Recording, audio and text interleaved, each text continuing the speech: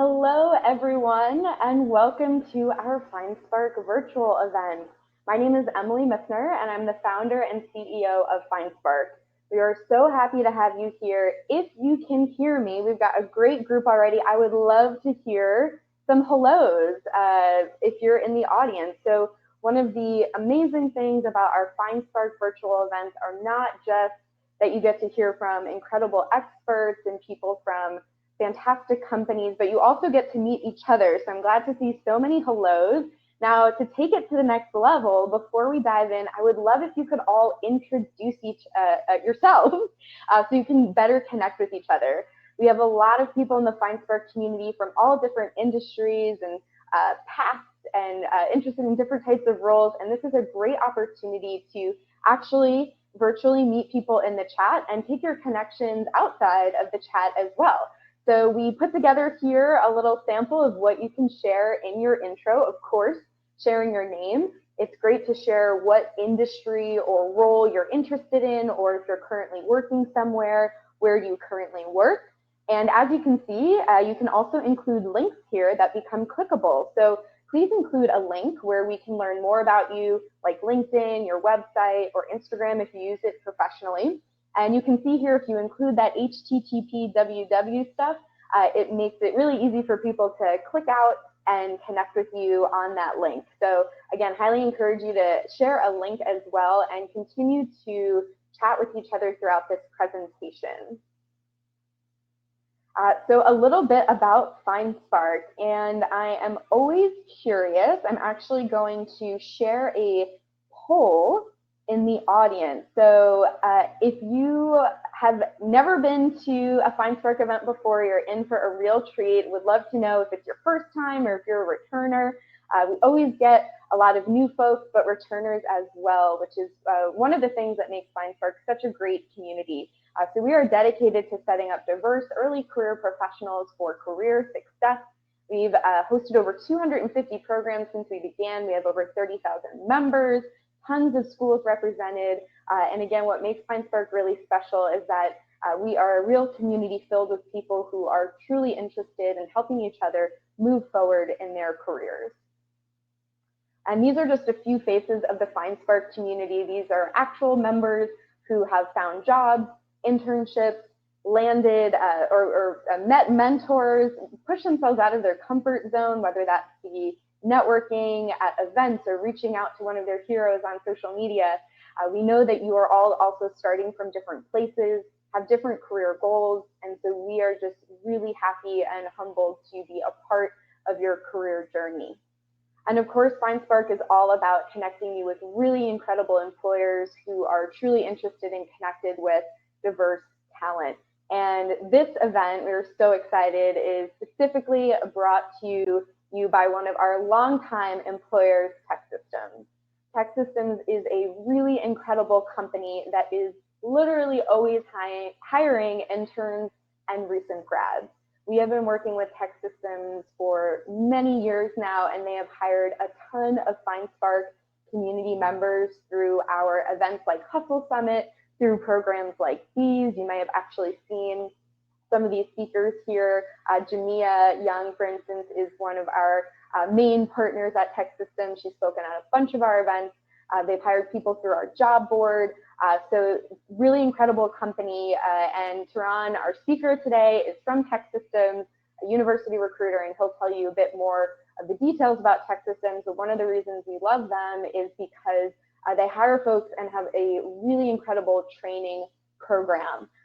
So they hire a lot of folks within sales and recruitment, and you don't need to have any formal experience. They do tons of great training, which is getting more and more rare in this day and age. So if throughout this presentation, if you're enjoying it, please be sure to give @TechCareers a tag on Instagram, on their Instagram stories, in addition to FindSpark, and Turan is at your career guide. And I'll share all those links in the chat as well.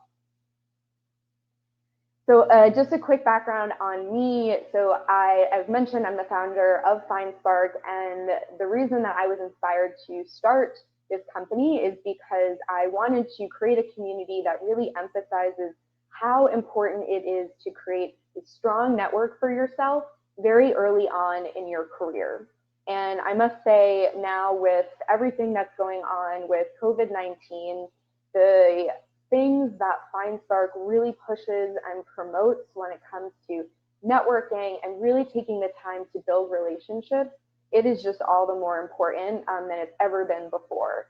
And so in addition to FindSpark, I also do a lot of speaking at colleges, events, now lots of virtual events, and I also have my certificate in diversity and inclusion from Cornell.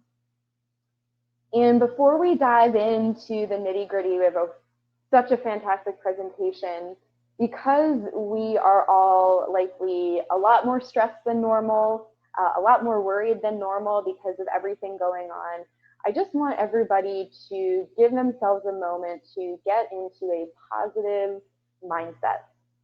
And I want you all to think right now of someone specific in your career who you have been grateful for. And just take a minute to really let that gratitude fill you. And think about how that support from that person really made you feel and how it helped you. And bring that positive energy and gratitude with you throughout this presentation. And a few final logistics before I pass things over to Tehran. You are here and you're here live. And our event will be recorded and you will get access to the slide in the presentation. But because you are actually here and now, with everything going on with events not being allowed, this is as close as we can get to real-time human interaction in a large group. Still a really diverse, inclusive group. So please take advantage of it. Chat with each other in the group, ask questions, share your own resources, experiences, advice. I'm gonna hop over to the chat and moderate and share resources as well. And we will save time for questions at the end. Don't be afraid to ask questions, because if you have a question, I can guarantee you one of the other 100+ people in the room will also benefit from hearing that answer. So don't be shy. So just take a moment to really fully be here present. So turn off your other devices, flip them over, put them on Do Not Disturb, close out of other windows, turn off anything that might be in the background. If you're a phone note taker, maybe grab a pencil, a pen and paper so you can write down some actual notes there and not be distracted by your devices. And if you do need to leave, you can close out of the window so other people can join, because we do have a limited number of space here in the event. So with that, please continue to introduce yourself, network in the chat. Again, I'll be there making sure I get all of your questions for Tehran at the end. And with that, I am so excited. If you could give a big digital round of applause for Tehran Foster of TEKsystems. And of course, he will also shout us out on social media. Tehran is at Your Career Guide, tag FindSpark, tag TEKsystems.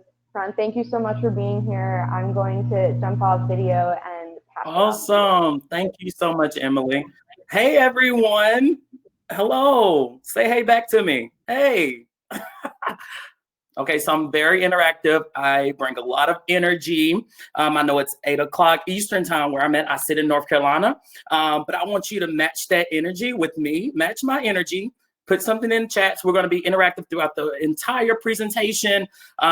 So yeah, continue to say hey to me, continue to ask questions. We'll be monitoring that. So when we open up Q&A towards the end, we'll be able to answer all of your questions, and we can go from there. But first off, how is everyone doing? You could type that in the chat box. How's everyone doing?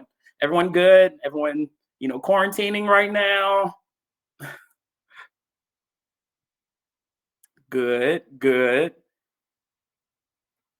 Doing my best to keep up with the chat. I completely understand. I'm happy to be at this presentation. Oh, I am glad you're here, Jenny. I am glad you're here. See, I'm trying to keep up as well. So if I don't say every comment, I'm sorry. I'm doing the best I can, okay? But yeah, nevertheless, thank you so much, Emily, for this opportunity to connect with these awesome individuals who are eager to, just grow their careers and learn more as they transition. And because of COVID-19, unfortunately, they can be looking for their next role. I am here to help. So Emily stated it the best earlier. Let's come into this with a positive mindset. I'm going to give you some tools to help you get that next role. I'm going to give you some tools that, will set you apart from the rest of the candidates that are applying to the same position that you may be applying for. Because during this time, during COVID-19, unfortunately, someone type in the comments, how many people have filed for unemployment within this past, ever since this has started? Take a guess.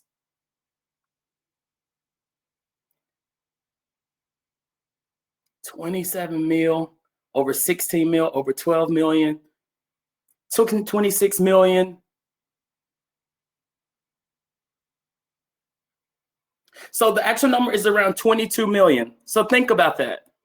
Think about that. 22 million people individuals are now without work. And now, but think about, now the workforce is going to get more competitive, right? The workforce is definitely going to get more competitive. But the good thing is, I'm going to give you some tips tonight that's going to put you at the top 1%. I'm proven to give you some great tools to set you apart from other candidates, and to really land that next role as we transition out of COVID-19. So I'm hoping they come up with the vaccine like at 8:15. But if not, I'm still going to give you some tools to help you navigate this. So so I would love to connect with you guys. Again, my name is Teron Foster. I'm a university relations recruiter with this awesome company that I work for, TEKsystems. I'll get into what TEKsystems does and who we typically recruit for or look for. You definitely could Instagram me. I am on Instagram at Your Career Guy. That's me. And then I am on LinkedIn as well, Teron Foster. You should be able to find me there. I'm also on Facebook as well. I don't know if too many people use Facebook, but I am on Facebook. I am about to branch off into Twitter as well. So stay tuned. Stay tuned. I will be on Twitter soon. But what I want to talk to you guys about today is how to make the transition. The main topic today is going from college life to corporate life, how that transition can, take a toll on you, like, oh my God, I don't know what to do. But also what I want to discuss in the beginning of the presentation before I dive into that is how to set yourself apart, because probably 67% of the people who are on this presentation are job seekers. So how you can set yourself apart to get the interview, to get the role, and then we can discuss how to make that seamless transition from college life to corporate America. Cool? All right, cool. Let's see here. All right, cool. So topics that we're going to cover. Who is the presenter? Who is this guy that is bringing all of this energy? He seems like he's yelling at me. I'm going to just give you a little bit about my background, how I got into recruiting. It's actually a funny story. And then what company I work for, we can dig into that. And then tools to get the job is what we're going to discuss after that. Career mapping. I've applied. Now what? Do I just simply wait for the recruiter to reach out to me? Utilizing social media. It's time to check back in with some old friends from college. Recruiter communication do's and don'ts. And then, of course, we're going to end it with how to make a seamless transition from college to corporate life. Cool. So who is your career guy? Who is this guy that everyone keeps talking about, who keeps going viral on all social media? I haven't went viral yet, but I'm about to go viral. I promise you that. But it's cool. So I am from a small town in North Carolina. It's called Reedsville. You probably never heard of that, but if you've heard of a city, probably the largest city near me is Raleigh, North Carolina. So I am near Raleigh. And so I went to undergrad at a school here in Greensboro, North Carolina, named North Carolina Agricultural and Technical State University, Aggie Pride. All day. I love A&T. I love my school. GHO. If you ever heard of GHO, greatest homecoming on earth. Okay, that's for another webinar. And so I went to A&T, where I had 5 majors in undergrad. Believe it or not, I had 5 majors. Think about that. going through college with 5 majors, I'm surprised I made it out within 4 years, but I made it. I must have built some great relationships with my professors. But I started off as a psychology student. Then I went to elementary education. I knew that was not for me when they had me, when my first job was to an after school care. I knew that was not for me. And then I moved to the business school where I took up business management. And I was like, hey, maybe I should do something more specific. And that's where I then went into finance. And then after that, I'm like, maybe finance isn't for me. It probably, 100% it isn't for me. And then I ended up finishing my career in college with a marketing degree with a focus in sales. I love it. I love marketing. I found my niche. Once I found marketing, I was like, this is me. Can you not tell, like, marketing was my thing, or it is my thing? And sales was my thing as well. Building relationships, I loved it. So coming upon my senior year of college, I did not know what I wanted to do. I knew I wanted to go in sales, but I didn't know what organization. I wasn't really sure how to apply for a role. I wasn't really sure how to network with people that worked in an organization that I was interested in. And I always went for like the bigger name. So I always went for like the, oh, I think I want to work for Cisco. I think I want to work for Wells Fargo. I think I want to work for a blah, blah, blah, and blah, blah, blah. And so I ended up accepting an offer my senior year of college, my fall semester of my senior year. I ended up accepting a role with a company. So leading all the way up until my graduation week, the week before graduation, this awesome company came on campus, and a part of one of my sales courses was to do a sales mock interview. And so I did the mock interview with the sales professional. And after the interview, the account manager, who's still here today, he was like, hey, come interview for my company. Here, let me tell you a little bit more about what we do. This is this. I said, wow, you're a great salesman. Like, you're doing really well. And so the next day I actually went in for an interview, did well on the interview, and they invited me back for something that we consider a half-day interview. I love the half-day interview. The half-day interview was an opportunity for me to get a feel for the organization. It gave me the opportunity to see what the culture was like, the day-to-day duties of what a technical recruiter does. And they offered me a job on the spot. And so once they offered me the job on the spot, I'm like, yep, this is for me. So like a week before graduation, I called the other organization and I was like, hey, I know I'm supposed to be there in a week, but this awesome organization has picked me up. And so here I am. I'm with TEKsystems. I started off my career in the technical staffing recruiter role. Did that for about a year and a half. And about a year and a half, I was like, hey, what's next for me? I was doing really well in the technical staffing recruiter role. And I'm like, hey, I think I want to look into something else within my organization, because I love my company. I just love who I work for. And so after that, after going through a couple, like, hey, maybe I'm interested in this. Hey, maybe I'm interested in this role. Maybe I'm interested in going into account management. Maybe I want to go into more recruiter lead opportunities. Maybe I want to facilitate. Maybe I want to teach others. And so after that, I was approached by this awesome talent acquisition team, and the university relations recruiter role came open. And I'm like, yep, this is for me. I called almost everyone on the team just to understand a little bit more about their background, understand why they got into the role. Actually, the person who I first called, I don't know if she's on the call or not, but her name is Jamia Young, or Jamia Williams now. She's actually the first person I called on the talent acquisition team, just to get to, because she did so well on the team. And I was like, hey, I have to get her information to understand what she did and why she liked it so much. But I talked with her. I know she has spoke to you guys like countless amount of times. So thank you, Jamia. Without her, I probably wouldn't be here today. But so I ended up going into university recruiting. I've been with the university talent acquisition team, university recruiting team on our talent acquisition team since January of 2018. I love it. This is my passion. So what do I do? My responsibility is to travel to select universities where I am developing the brand of my organization, and also recruiting students recruiting students for our full-time and our internship opportunities. So I'm traveling a lot, on the road a lot, doing this a lot, presentations a lot. And so unfortunately, because of COVID-19, I had to cut all of my travel for the semester short, which is kind of, the extrovert in me is like, no. But, nevertheless, I'm grateful for opportunities like this. One fun fact about me, I can burp on demand. So if you say, hey, Teron, I want you to burp, I can burp. I'm not going to do this on camera, but I can burp on demand. So like, if you want to connect with me after this and we can set up a phone conversation, and you say, hey, Teron, about that burping, I will definitely burp for you if that's, what you want the icebreaker to be. But cool. All right, enough about me.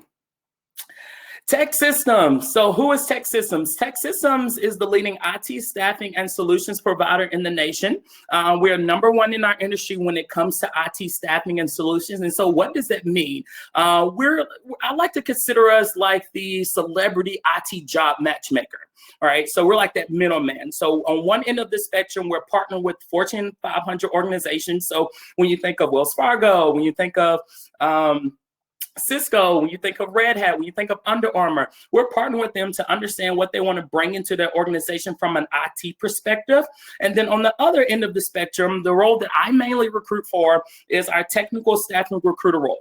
And in that role, your responsibility is to network with local IT professionals in your select area, understanding their skills, understanding their goals, understanding their interests, so that you could potentially be that celebrity IT job matchmaker and match them with one of those Fortune 500 organizations that we work with on a weekly basis. And so if you would like to know a little bit more information around TEKsystems, you can definitely put your information in the chat box, and then during our Q&A, I would love to speak with you guys about TEKsystems and the endless opportunities and the greatness of the organization. And so, but there's also a link that I have attached that FindSpark and TEKsystems collaborated to create a article around TEKsystems and some quick tips like, hey, how can I get noticed by TEKsystems? Who can I reach out to in regards to TEKsystems? Blah, blah, blah. That's the link right there to reach out to as well. If you don't want to ask me questions.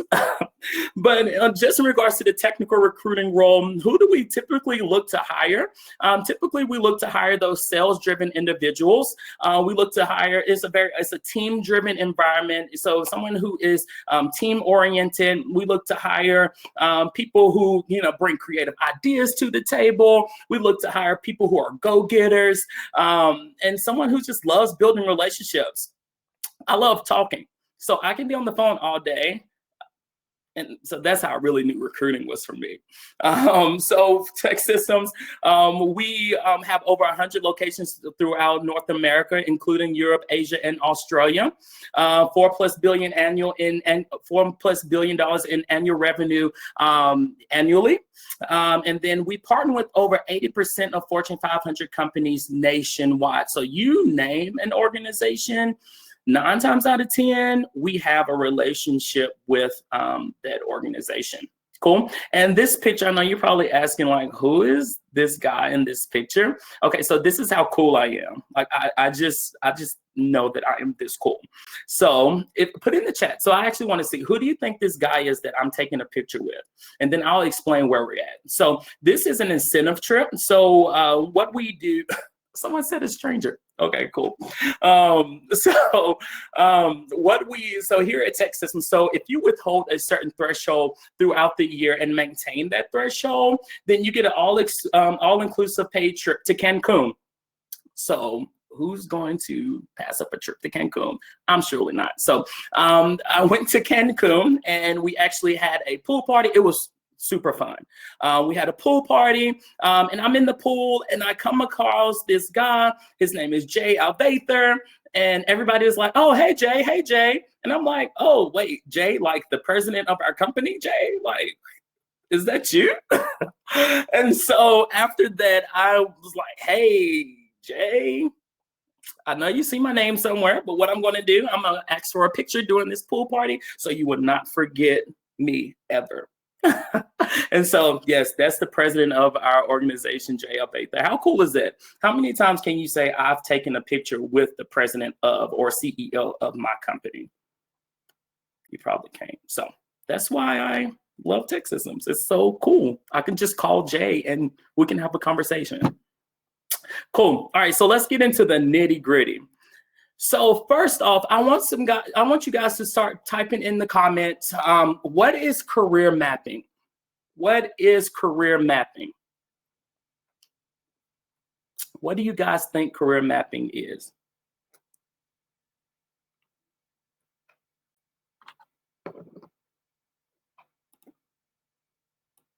Yeah, basically career planning is your plan to get the career you'll.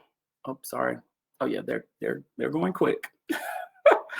Brainstorming career goals. Yep. Planning your career. Yeah. So you guys got it. So it's simply that. So career mapping is exactly what it is. It's mapping out your career. And while some people have a crystal clear picture in their minds of, where they hope to be in the future career-wise, most actually, some aren't too sure where they are headed. That was me in college. I'm like, what's a year from now look like? I don't know what that looks like. I didn't know how, but once I became like, okay, cool, I think I want to get there. Some people just don't know how they're going to get there.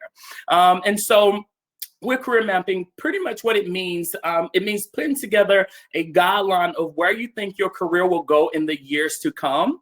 And not only do you outline your goals in the near and far future, but you also mark down the steps that you'll need to take to get there. So whether you dream, whether your dream is being the CEO of TEKsystems or creating your own one-woman technology startup. So what happens is career mapping allows you to nail this information down, and it allows you to put this into more of like strategic like goals, right? Hey, I need to do this, I need to do this, and I need to do this, right? So I have broken it down into steps that you need to break down your career mapping into. So as we are in, as some of you guys may be, unfortunately unemployed right now, this is the perfect time to career map. So this is the opportunity. So, you can go back to college, like 10 years ago in college, I wanted to be an actor. Now it's my time to map this out. How am I going to get to be, the best actor ever?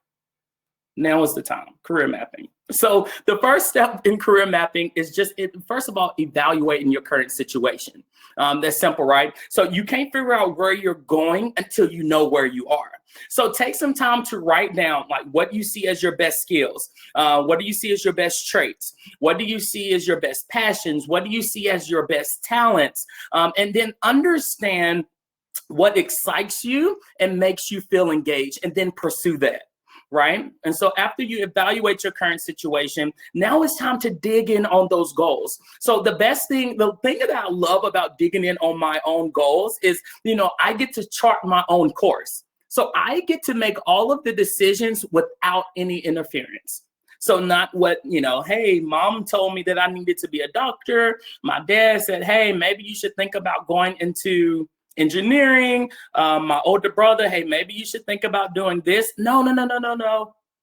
This gives me the opportunity to understand what I'm good at and allows me to put into a goals what I think that is, right? So if you are clear that you want to own your own company by the time you're 35, then you probably should create a long-term map that will get you there. Right? If you're clear that you want to advance into management in your current role, then of course, maybe like that's a small amount to get into your first management position. So again, what was that thing when I was in college? Now that I'm, now that I'm looking for a role, what was that thing that I was going through within college? Like, hey, I want to be that. Once you get that in your mind, stick with that. So, and then another thing is like going back to the original point that I made, clear your list of habits and instead focus on what things you are doing because you love to do them. Like I'm not drinking this bottle of water because my mom told me to drink water. I'm doing this because I love to be hydrated and I love to drink water. Cool. All right, cool. So after you dig in on your goals, then I want you to make your goals manageable. What does that mean? So we all have lofty goals, right? So I want to, be, be a homeowner by year 20. And I want to have, be the CEO of an organization by 21, right? We have lofty goals, which is great. Keep those goals. It's awesome. It gives you something to work towards. But it's also crucial that you set attainable expectations. So be realistic. Be realistic as to what you're looking for and how you're going to get there. So creating a timeline because at the end of the day, creating a timeline that's requiring too much of yourself too soon can be a recipe for disaster. Period. And make sure that your objectives are meaningful to you, not just those around you, right? So make sure that the milestones that you are writing down under your goals are realistic and built around what success looks like for you personally versus what success in society looks like currently, right? Okay, cool. So after we've made our goals manageable, yep, I can achieve that goal within a year. Yep, I can achieve that goal within 2 years. I can achieve that goal within a month. Now what I want you to do is be flexible. Be flexible. What does that mean? So one of the biggest issues people have with career mapping is that it can box people into specific roles and goals when it might be better for them to be more open-minded. For example, so let's say I've been in my ideal career for like 30 years. I've been a project manager within technology. I want to continue to be a project manager in technology. But unfortunately, I was recently furloughed. Due to COVID-19. But I was in my dream job. So I don't know what else to do. So now is your opportunity to be flexible. Not only can you, so everything evolves over time, right? And so what happens if, when you get that unexpected opportunity or life events get in the way of your map, right? Such as COVID-19. Now is the opportunity to dabble into different industries. Now is the opportunity to, brush up on some certifications. Now is a great opportunity to brush up on some more skills that you think are valuable or that you think are that'll get you well or go well over within this project manager with technology career path. Or even like, hey, maybe project manager and technology, maybe you should try figuring out project managing in construction. Maybe that will be a good twist. And it'll allow you, once you make that transition back to technology, you're able to bring two different ends of the spectrum to the table. Cool. And so what happens is industries change over time, technologies change over time. So it's important to know that some of your long-term goals might or may get changed by circumstances outside of your control. Cool. So make sure you're being flexible. So after that, include personal objectives. That means that if you want to earn an advanced degree, get a specific professional certification, or even learn another language that might be useful for you in the future, it should go on the map. It should definitely go on the map. Lifestyle considerations should also be accounted for. For example, if you want to be able to eventually reach 4 weeks of vacation per year, that should go on the map. If you get to the point where you want to train for a marathon, put it in your plan. One thing for me, so we here at TEKsystems, how you have freshman 15 or something like that. Here at Tech, we have Tech 20. And so I was a guy who, unfortunately, because we are, we're taking people out for lunches, taking people out for coffees. And so so I unfortunately gained the Tech 20. And so when I was transitioning to the university relations team, I'm like, wow, I'm doing a lot of traveling. I'm doing a lot of walking. Oh my God, I'm walking across the airport and I can't keep my breath. Like, what's going on? And so one thing for me, I set a goal. I remember talking to my manager, Megan Shore, who's out in Denver. And I said, hey, one goal that I have for myself, I have to lose weight. Like, this is like inevitable. I have to get fit. I want to be, more comfortable. And so that was a goal that I had put onto that was a goal that I put into my career mapping plan. And so with that, I was able to, achieve, like, it was an attainable goal. I was able to achieve that goal. I was able to lose weight. And now as I'm walking through, walking college campuses, or as I am walking throughout the airport, I don't have to take breaks. I can just keep going. So make sure you're including those personal objectives. And then lastly, keep it visible. Keep it visible. It won't help you much if you forget about it. So setting reminders in your phone and computer will help you to jog your memory when you're getting caught up in the day-to-day. Sticky notes help out. Journaling helps out. One thing that I have, so my workout is actually on my whiteboard, but I have a whiteboard. And so when I get to work, what I do is I'll write out like, hey, I need to call such and such. I need to do such and such. I need to respond to, my manager, because, who wants an outstanding email from your manager, right? But right now is my, workout regimen. But so having those things in front of you helps you to keep it visible and to keep it in your memory. Cool. All right. Career mapping. So who's going to start career mapping? Me, yay. Whiteboards are great for list making. That's awesome. Yes, I love my whiteboard. It makes me feel like a teacher. I think after I retire, I'll go into like maybe teaching. Yeah, that's good. Okay, great. I'm glad you guys are going to take this. All right, cool. Perfect. So did you guys update your resume? Let's talk about these resumes. So I'm also going to share. Okay, first, I have a poll for you guys. Okay, let me see. I think I have a poll. I should have a poll.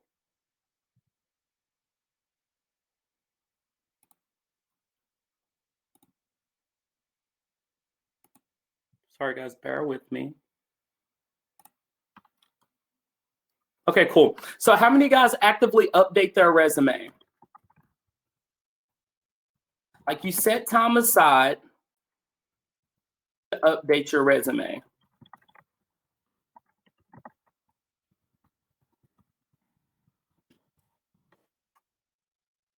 Everyone, right? So make sure that you're setting time aside each day, or not each day, but that's like unrealistic. But each month, once a month, I have time set aside to update my resume. Why is this? I want to make sure that I am remembering what I am doing for my organization, right? And then, because sometimes you can forget. I've been with TEKsystems since 2016. And if you ask me what happened in 2016, that would be my response. I don't know. Cool. So I have a poll for you guys real quick. Good. Okay. How many of you switch up your resume to match each role that you apply for? Sorry, Emily. I put a double poll.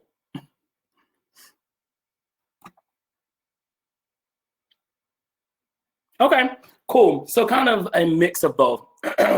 So the first step is making sure you understand the job description that you're applying for. So my suggestion is to definitely switch up your resume for each position that you apply for. And I'm going to go into detail as to why that is important. So of course, after you understand the job description of what you're applying for, what you'll understand is as you're looking through each job description, it's full of clues. It's full of clues as to what the company is seeking in an ideal candidate. It's full of clues as to like, hey, what's the location? It's full of clues as to like different, so for instance, does the word data, if the word data appears in the job description 7 times, think about it. Should I include the word data or something, relating to data in my resume? Yes. Your resume should have the word data in it as well, indicating your specific experience with data. Now, of course, don't fabricate your resume and just put data on there just because you want to get through the applicant tracking system. But actually make sure that you have the experience to back it up. Or does the role require 3 or more years of project management experience? Then a recruiter needs to see, I need to see the specific words and the amount of years of experience on your resume. Does the role require people management experience? Then make sure that your resume highlights what you've done in this area. Cool. So make sure that you're changing up your resume each time that you apply for a role. Now, if the roles are similar, then that's different. But if I'm applying for a technical staffing recruiter role, and then I'm applying for an administrative assistant opportunity, then those two resumes should definitely have some differences in them. Cool. All right, so the next poll that I'm going to put up is, what should your resume length be in the beginning of your career? So I just graduated college. How long should my resume be? Like, I had a job in high school. I started working with my dad and, my company, my dad's business when I was in middle school. I worked at Old Navy. But I just graduated college and I'm about to start my career. How long should my resume be?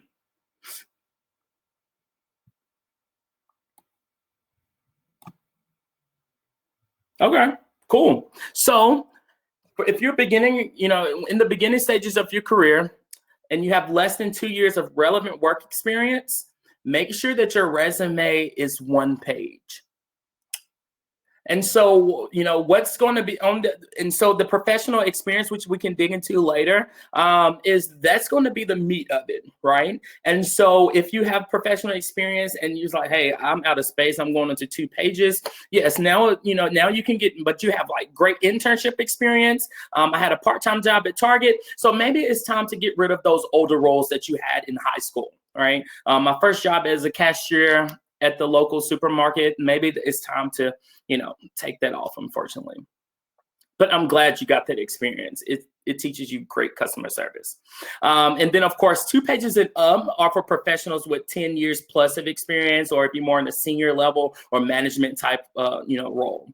Cool. So do not apply to the same position over and over. So not applying to multiple jobs at the same time, because companies, what they'll do is they'll look at it and if you apply to the same position multiple times, it creates the perception that you're just mass applying and might not be qualified for any of the roles. So stick to that one position that you're going to apply for. And so the next poll that I'm going to put up, how often does a recruiter look at a resume?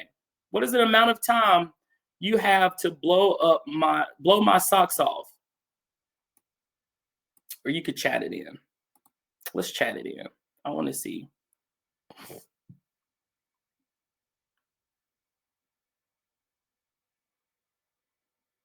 Good. Less than 30 seconds, less than 20 seconds. Yeah, you guys are correct.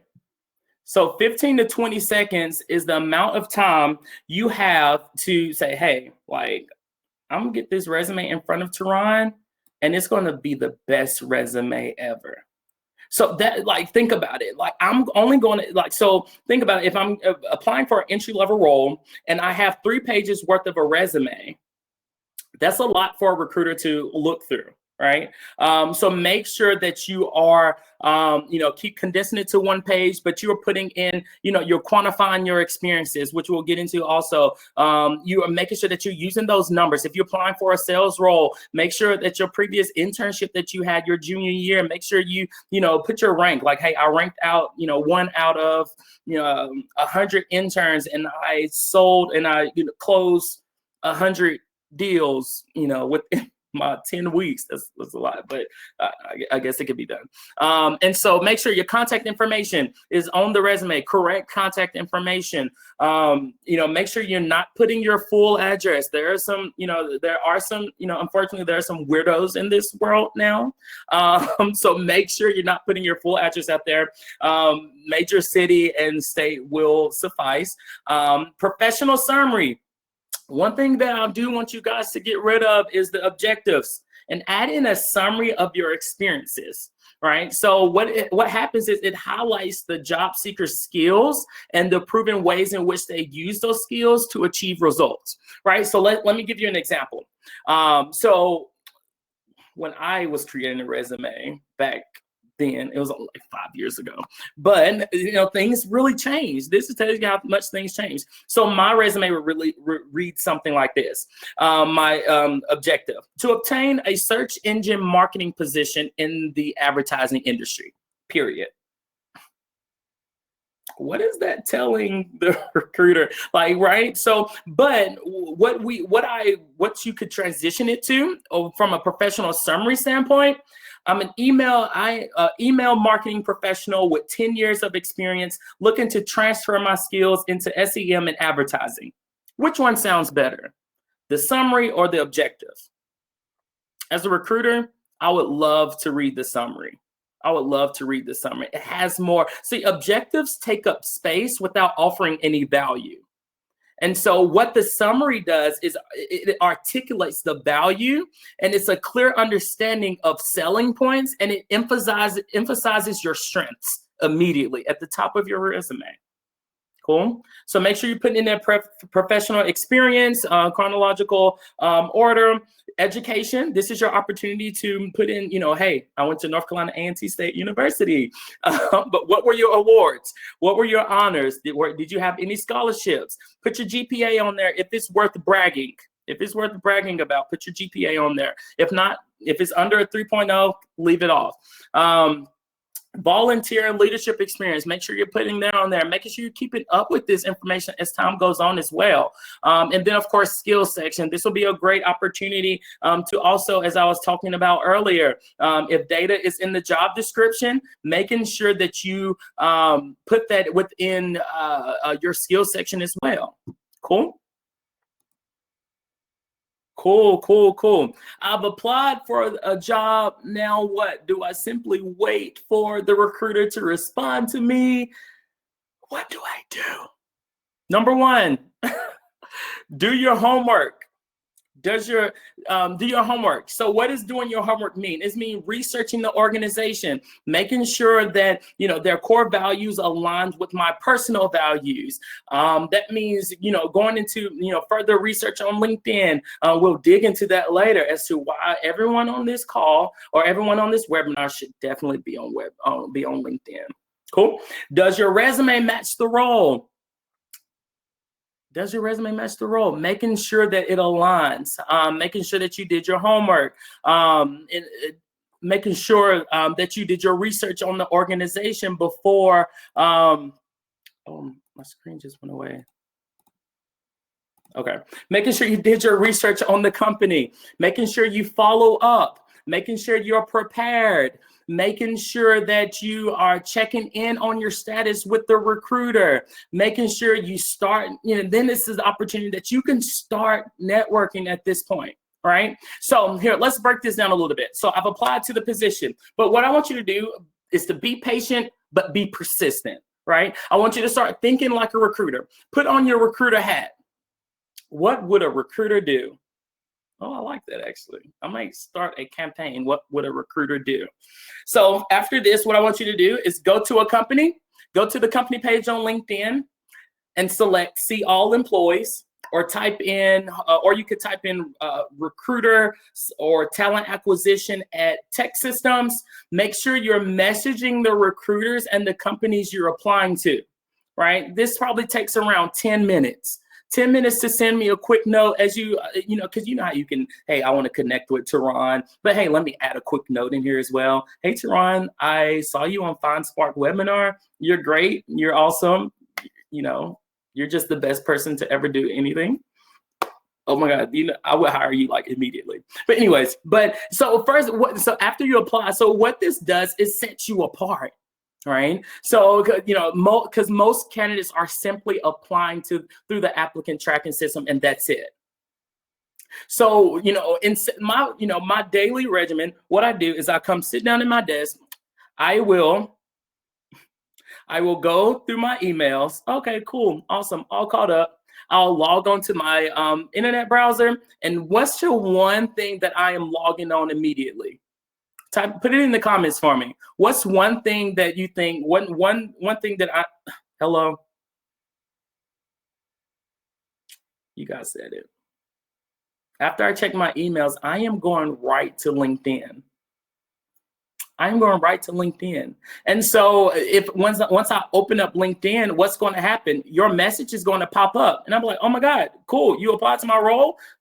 Yay, let's go ahead and set up a phone call. You don't even have to wait 5 days, to reach back out to me to check on your, to check on your application. So within that, make sure that you just be direct, just something simple, right? It doesn't have to be a long paragraph. It could be 100 characters or less, 140 characters or less if you are trying to keep it Twitter savvy.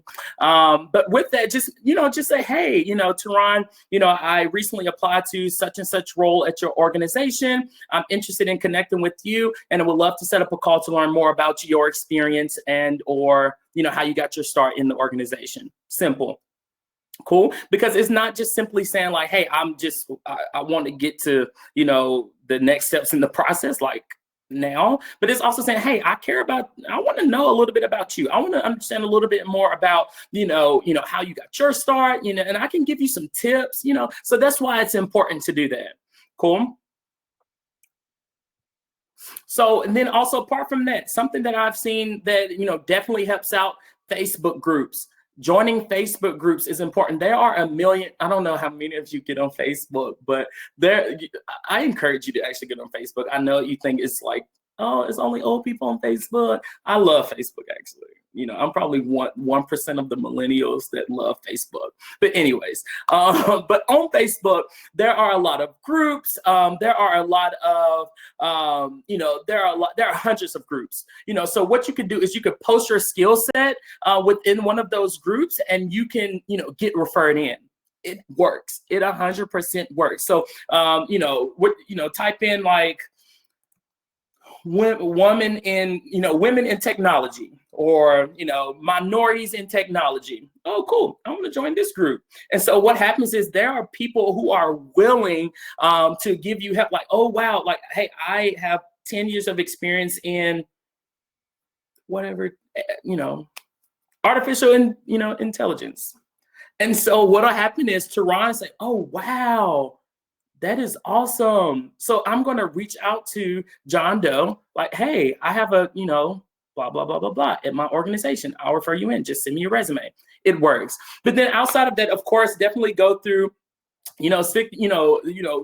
utilize job boards. So Fairy God Boss is cool. So if you're an entrepreneur, make sure you're using Angie's List. That definitely works. The Muse, they send out articles like all the time. FindSpark. Make sure you're using FindSpark. They send out great articles. If you haven't checked out my article on college to corporate America transition, make sure you check that out. And Hiring Hub is a great outlet. Media Bistro, if you're creative, look into that. Instagram, follow hashtags. I follow hashtags on my Instagram. I follow, resume writing. I follow Career Tip Tuesday. I follow Your Career Guy. Shameless plug. So definitely Indeed, of course, Dice. Now, they are more like blah, but what happens is recruiters have subscriptions, or they have partnerships with like Indeed, Career Builder, and they're signed up to those. So if you still put your resume on there on outlets such as that, there is a probability that your resume can be seen. ZipRecruiter as well. Cool. So let's see. So that's awesome. Cool. I've applied to role. Now I've gave you some awesome tips as to how you can get in front of the recruiter. Cool. All right. So perfect. So let's see. So the next, I'm gonna go ahead and try to get through this as soon as possible because I know we're coming up on an hour. So in the importance of utilizing social media. Make sure that social media is consistent with the brand that you want to convey. right? So, hey, I'm professional. I'm a business professional. I'm a recruiter, but I'm trying to convey that brand across LinkedIn. So if you go to my LinkedIn, if you go to my Facebook, if you go to my Instagram, if you go to my future Twitter that I'm going to be creating, it's going to be consistent across the board. So there's not going to be something, negative on Twitter, that, doesn't pretty much aligned with what a recruiter should be like, or my professional stance. So make sure that it is definitely consistent. Are recruiters really looking into your social media accounts? Yes. I just had a situation happen like yesterday where I got on the phone with a leader, a hiring manager, and we were talking through this candidate's background. I'm like, oh my God, she's great. Like, she's awesome. She did this, she did this. And he simply tagged her name in Twitter. He put the name in Twitter, and unfortunately, something negative came up, and now there are chances of getting over here at TEKsystems. So make sure, if you do not want to, just delete your accounts, at least make them private. At least make them private. So apart from that, but make sure, like, this is a great opportunity to network virtually. So doing things like this is awesome. So use LinkedIn to connect with your classmates, use LinkedIn to connect with former coworkers, people that you meet in public. For example, virtual job club networks, use it to help you find search tips, use Twitter, create or join in a Google Hangout, write a blog about your chosen career field so it can get noticed, attend career path related webinars. That's super important. Join in online forums, call your friends that you haven't spoken to, check in. Hey, how are you doing? Like the other day, a friend actually reached out to me, and we were just talking. I haven't caught up with them like in a while. And, what came up was like, hey, she was like, hey, I'm like unemployed. And I was like, wow, like, what is your industry? What do you do? And so much information from there was uncovered that I wouldn't have known otherwise. So make sure you're checking back in with those old, make sure you're checking back in with those old friends. 95% of employers utilize social media, Instagram, LinkedIn, Facebook, Twitter. Ask me how I know, because I am on those social media platforms looking you up. So make sure that you are, making sure, again, your brand is consistent across the board. Cool. Recruiter communication, do's and don'ts. So make sure that you do convey your career goals. I want to know exactly what you're looking for. Don't be indecisive. It's okay. Like, if the role isn't for you, politely decline. Like, hey, Teron, thank you for reaching out, but unfortunately, I'm not really interested in, pursuing a sales career right now in my career. I get it 100%. Because at the end of the day, if you do go through the interview process with me, and I'm thinking like, hey, like, he's really sold, or he or she is really sold on sales, then at the end of the presentation or at the end of the interview process, like, yeah, I didn't really want to go into sales. Number one, you put a bad taste in the recruiter's mouth and the organization's. So we don't want to do that, right? Keep constant communication. Let me know updates. Let me know, like, hey, Teron, I found another job. Unfortunately, I'm not interested anymore. I love it. Okay, cool, great. I'm glad you found an opportunity. Unfortunately, you didn't find one with my organization, but hey, I'm glad that but just keep constant communication so I'm up to date. Check in with me. It's important that you're continually showing your interest, and don't lose your composure. Listen, being rejected should not defeat you, but being rejected should grow you, because this is now your opportunity. This is now your opportunity to follow up with that recruiter. Hey, what feedback can you give me? What did I do wrong? What did I do well? What can I improve on as I am going further in the interview process with other organizations? And later down the road, if you like say, hey, Teron, I'm back in the market. Like, because you have established that relationship with me, you took time out of your day to ask me about feedback, which is awesome. I love giving feedback. If you interact with the recruiter and they don't want to give you feedback, then we have a problem. Recruiters love giving feedback. So don't lose your composure. Stay strong, stay positive. You're going to get through it. And I'm here to help you, search for the next role, if it's not with my organization or whatnot. Cool. So this brings up another point. So we talked about, earlier, getting your personal brand together. So when it comes to LinkedIn, make sure you get creative with your titles and headlines. So recruiters look at your resume. They look at the resume, then they'll go to your LinkedIn profile. At minimum, recruiters are on LinkedIn 150 times a day. So they use basic things use basic things to make yourself stand out. So change your title around. So move those bullet points to the top and add in some wins. Quantify your experiences. Remove the extra stuff that doesn't need to be there. So for instance, let's say I'm a program manager, but I've been operating in the role of but my title that my current job says project manager. So what's wrong with changing your role to program manager, right? Because if a recruiter goes on LinkedIn and searches, that what they're going to search is program manager. But if your profile comes up and it says project manager, immediately the recruiter is thinking, oh, they've only done this with managing budgets, and they've done this, but they haven't been in the program management from a program management perspective. Cool. So make sure that you're understanding of the trends, and make sure you're understanding of what will help you get your personal brand together. Cool, guys, I'm coming, okay?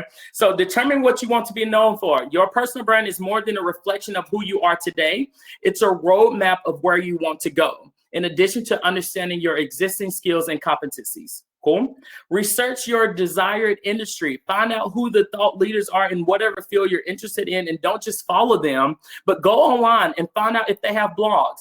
Find out, where they contribute their thinking. Look for people who are successful and examine what they're doing. Imitate them and do it better. Oh, I like that. Imitate them and then do it better. Awesome. And then after that, grow your online presence. LinkedIn serves as a professional social media tool and is the ultimate site for defining your brand. So the best way to use this network is to participate in groups, make introductions to people who interest you, and ask for and give recommendations. One of my mentors now, one of my strong relationships, when I was getting into like career coaching and resume writing, I reached out to this person who I've been following on Instagram. And I'm like, hey, I'm interested in getting into this. I would love to just pick your brain. And then we have bi-weekly calls now where we're just, I'm getting information from him, but I'm also feeding into him as well. So it's not just a one-way relationship. So it's awesome, and it works. So again, ask for informational interviews. Like, hey, it takes about 15 minutes. It takes about 15 minutes to ask someone like, hey, can I have 15 minutes of your time? I want to learn, like, hey, how did you get your start? What do you like about your career? What's one thing that you would change if you were graduating college? Just ask those questions and start developing a relationship, because it'll go far. Cool. How to make a seamless transition.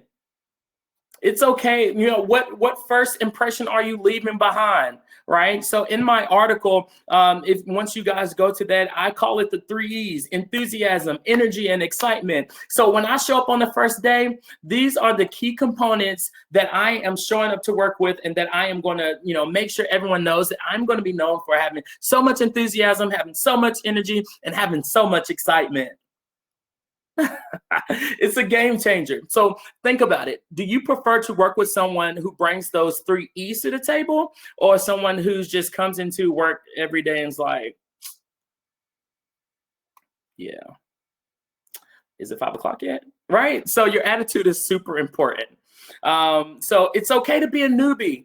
100%. Embrace the fact that you're new and you're not familiar with how everything works in the workforce. It's 100% okay. Ask me how I know. I was a newbie. I had to be a newbie to get to where I'm at today. If your employer expects you to know everything about the company from day one, think about it. It's probably not the right organization for you. All right. So show up with your positive attitude, your 3 E's, and deliver on those small tasks.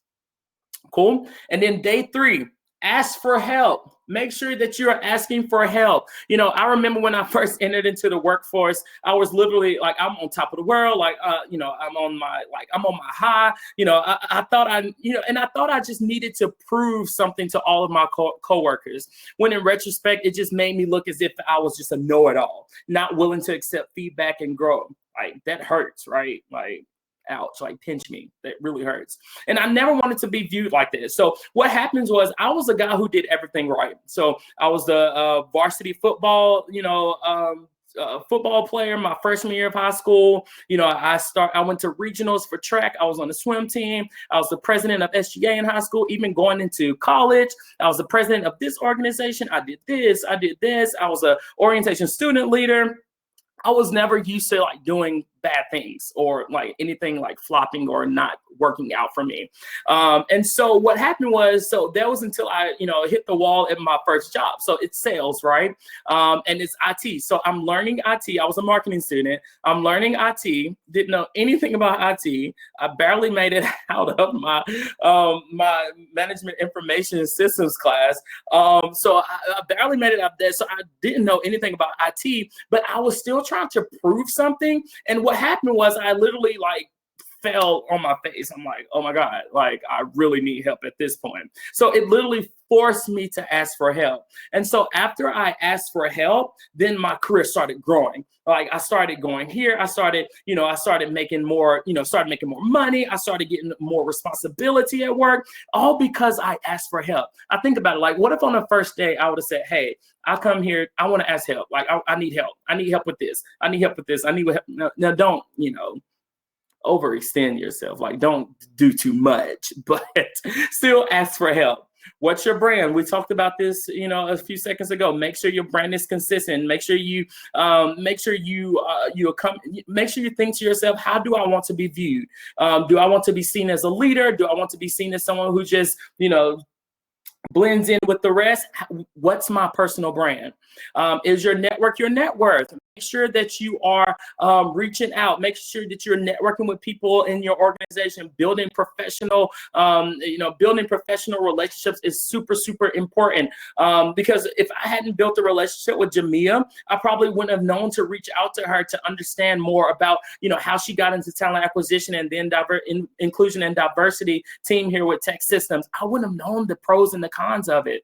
And then, of course, just think about, how are you approaching your work? This is where work ethic comes into play. Making sure you're showing up to work, giving it your 110%, and just being consistent with it as well.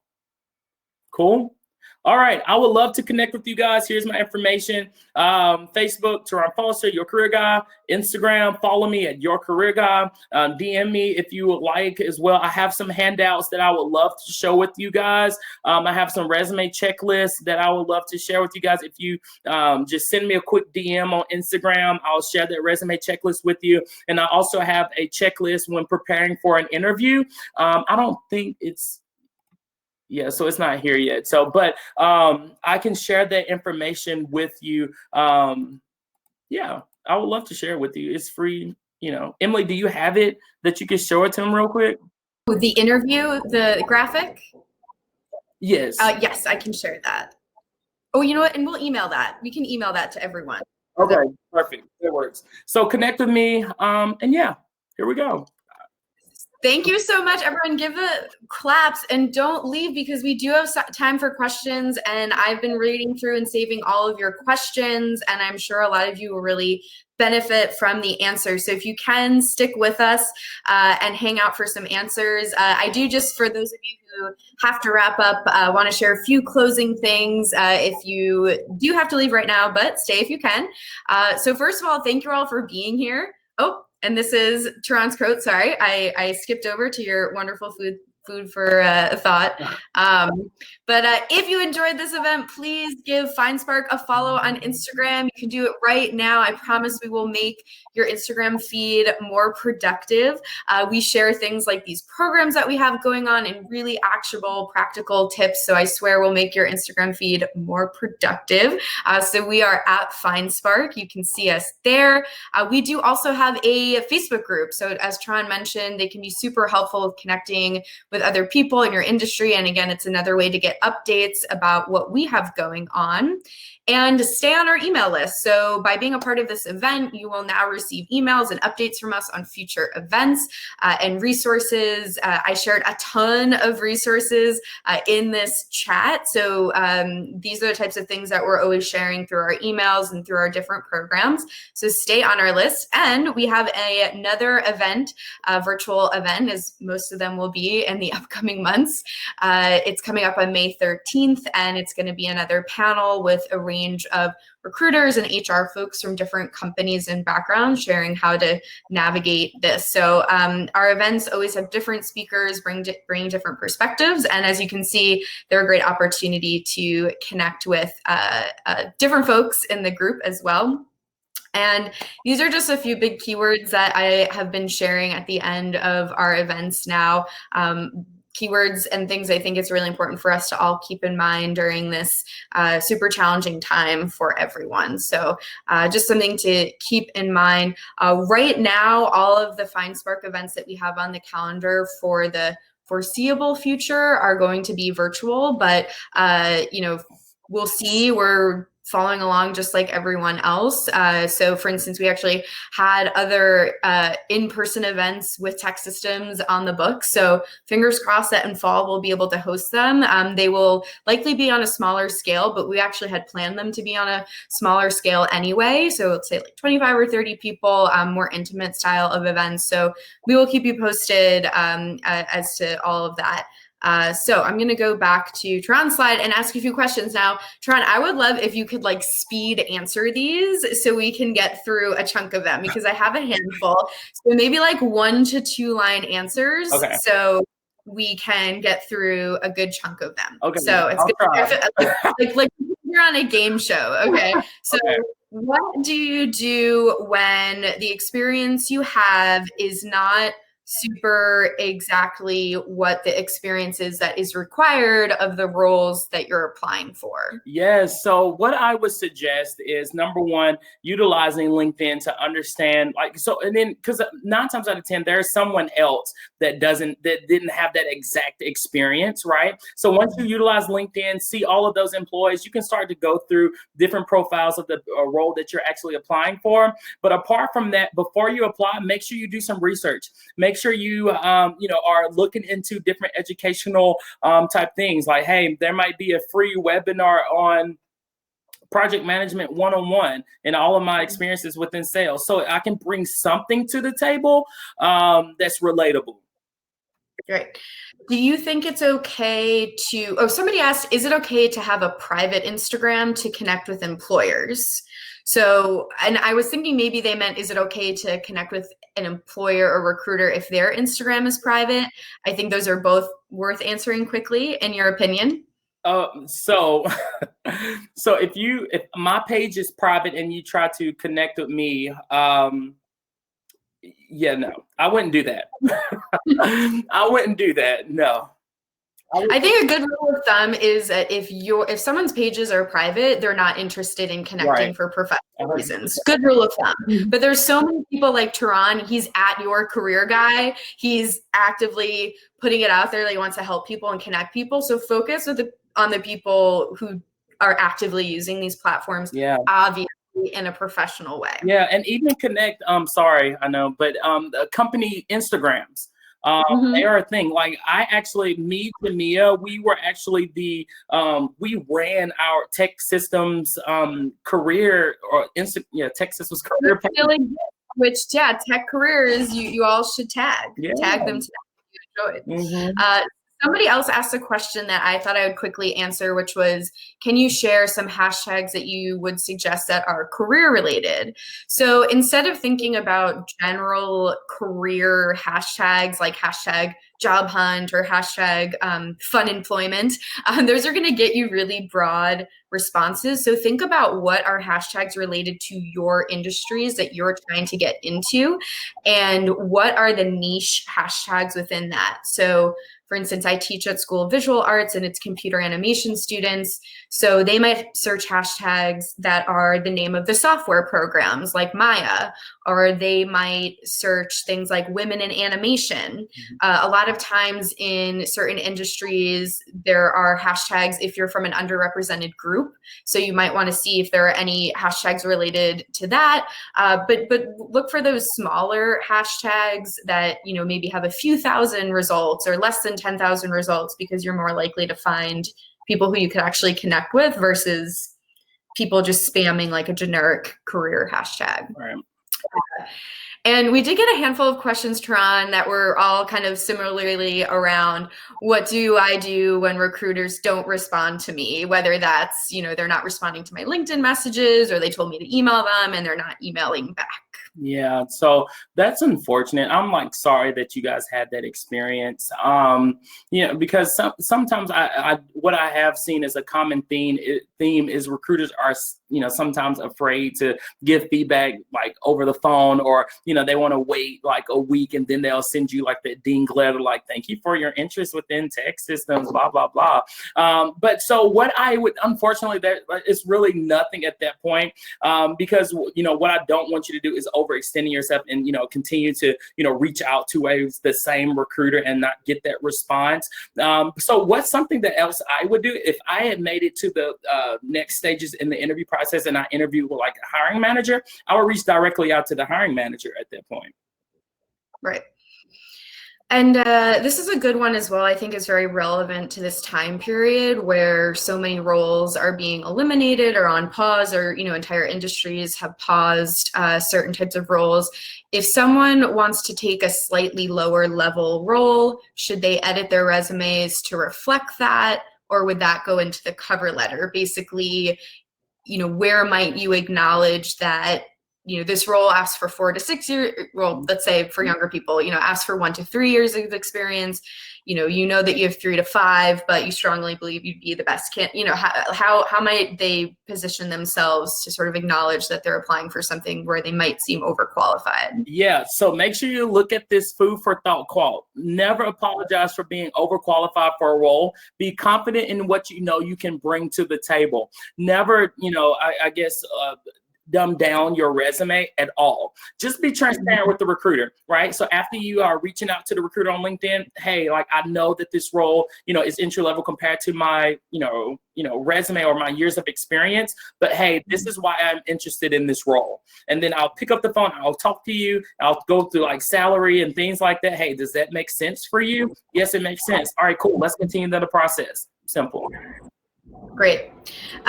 And if there is no contact person, if somebody applied for a role and they just really have trouble finding a contact person like from a job board or something like that, is there anything else you recommend, or what is your biggest secret how to find the recruiter or right person's contact information tip for people who maybe struggle figuring out who a contact person is? Yep. So every recruiter for an organization is on LinkedIn.